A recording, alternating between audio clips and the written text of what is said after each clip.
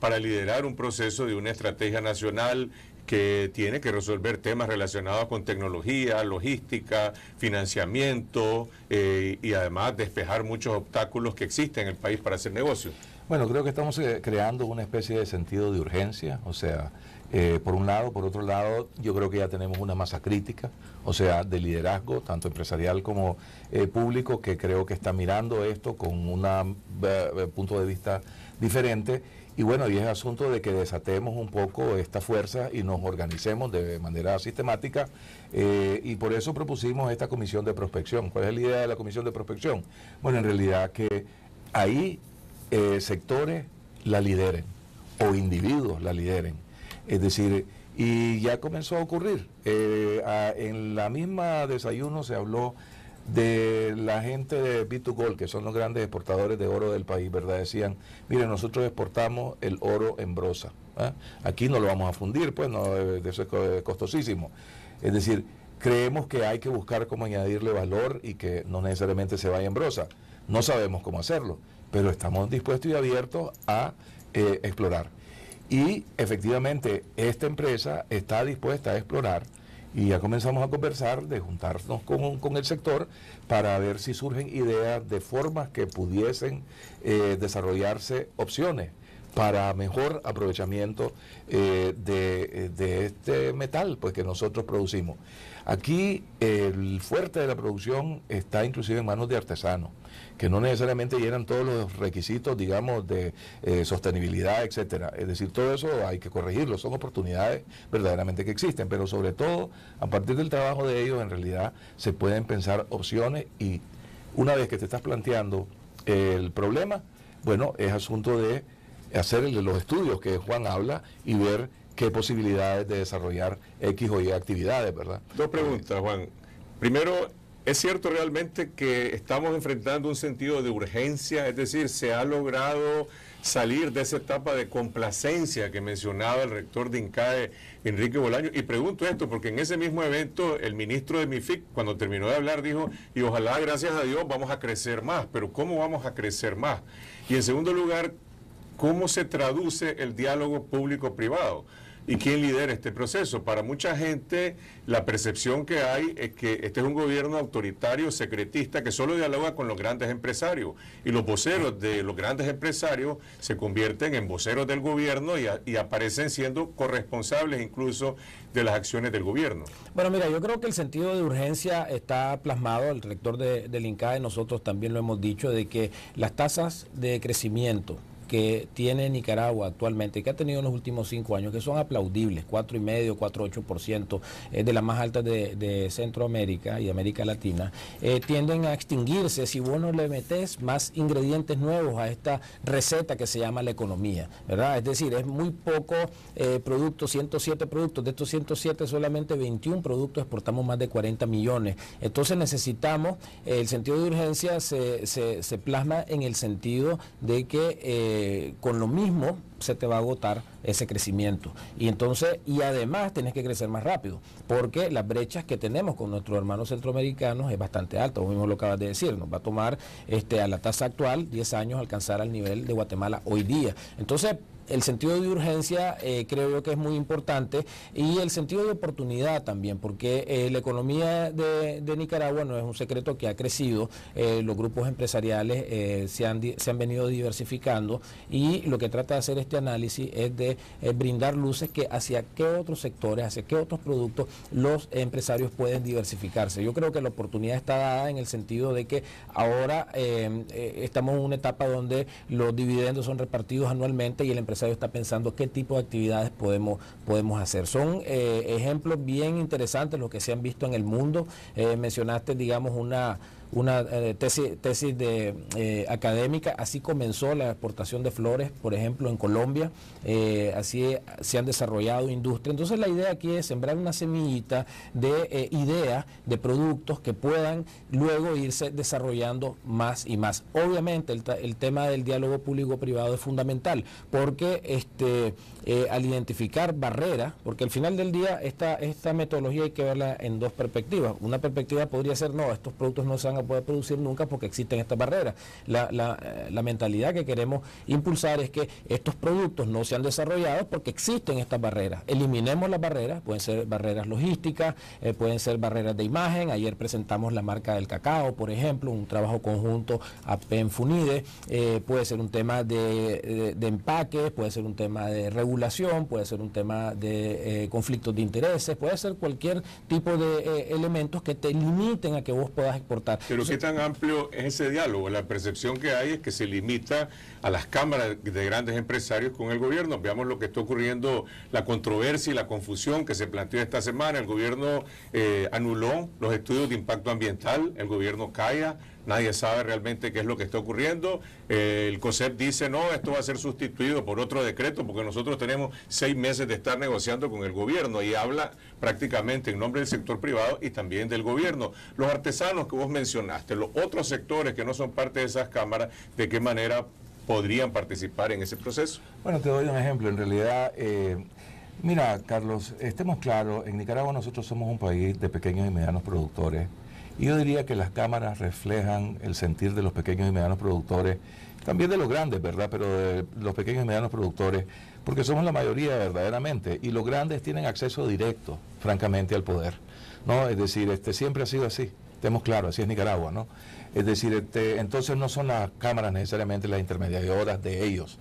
Es decir, siendo esto así, el reto está... Yo creo que hay una institucionalización del diálogo público-privado. Yo creo que hay un deseo y un interés serio de que esto se le dé contenido, se le dé vida. Hay que avanzar en el contenido, obviamente.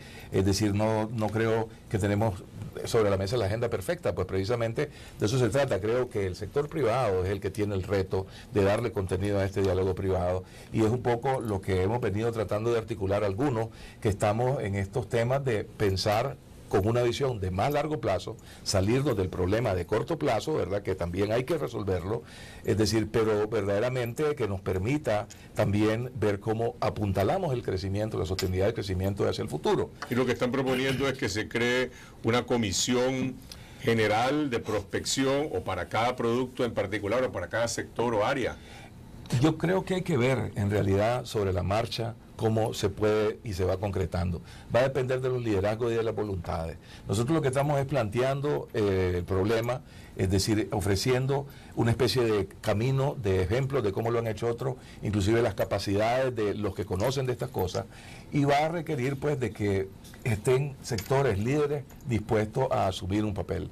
Esto no lo va a hacer una institución, esto es un esfuerzo concertado y tiene que serlo, ¿verdad? Entonces va a depender verdaderamente de lo que decidan los liderazgos.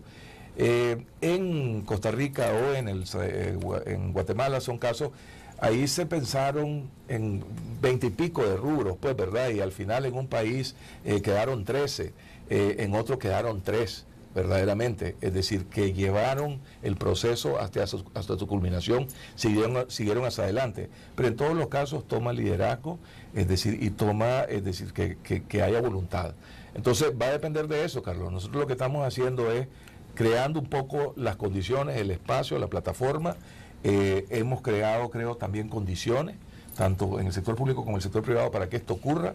Sentimos que hay cierto interés y creemos que lo debemos de aprovechar. ¿Hay alguna reacción del gobierno a esta clase de planteamientos que nacen del sector privado? Están muy interesados, ¿verdad? Hemos tenido pláticas iniciales con algunos ministros sobre este tema. Lo que viene ahora es precisamente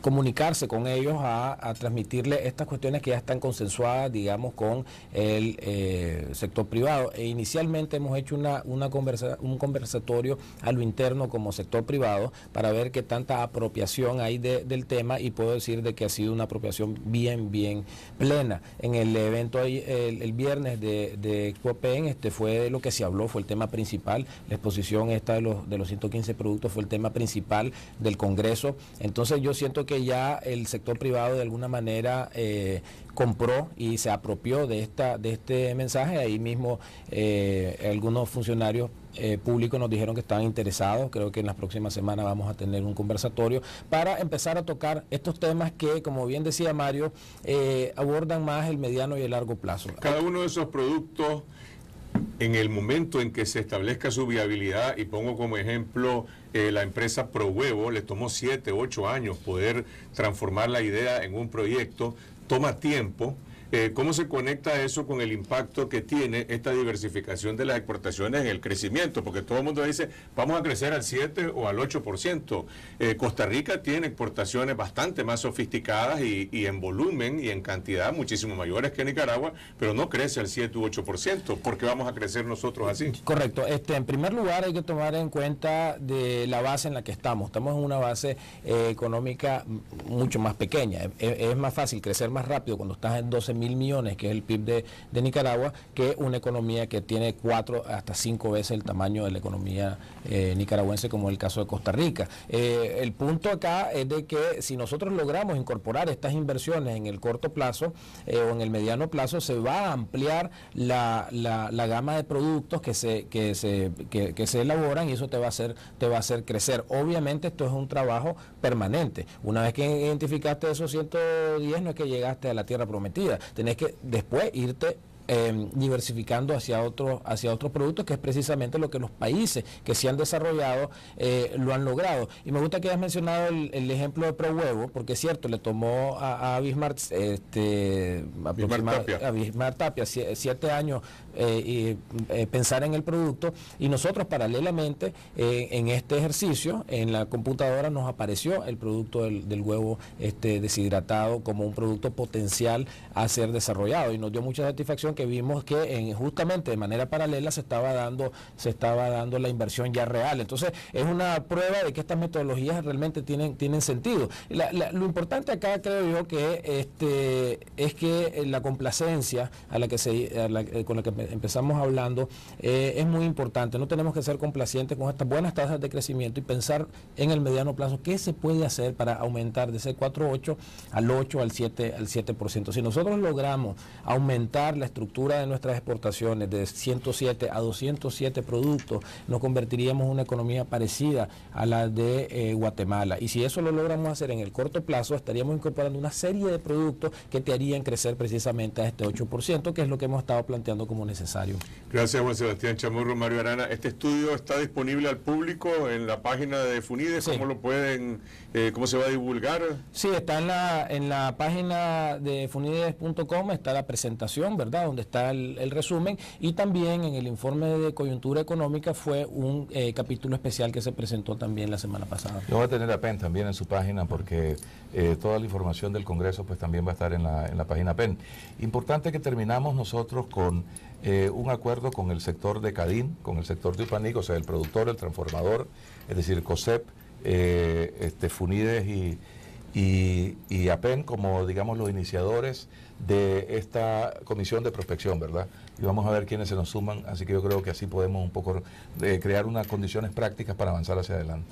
Gracias, Mario. Vamos a una pausa y regresamos con la...